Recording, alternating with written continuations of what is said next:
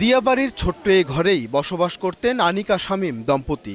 ৮-৯ বছরের দাম্পত্য জীবনে 2 সন্তান সহ 4 জনের সংসার। অভাবের কারণে প্রায়ই ঝগড়া বিবাদ থাকলেও এমন অঘটনের কথা ভাবেননি তার প্রতিবেশীরাও। দেখলাম তার তুচ্ছ একটা বিষয়টা নিয়ে তারা এই ঘটনা ঘটাইছে।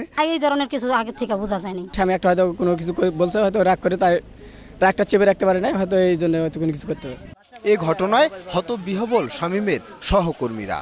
2-2.5 মাস ছিল, মোটামুটি দেখছি ভালোই কাজকাম করলো, খাইলো দাইলো।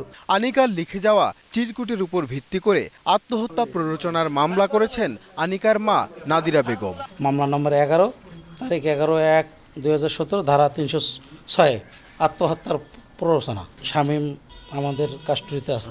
এদিকে ময়না তদন্ত প্রতিবেদনের পর হত্যাকাণ্ডের প্রকৃত ঘটনা জানা যাবে বলে জানিয়েছে ফরেনসিক বিভাগ।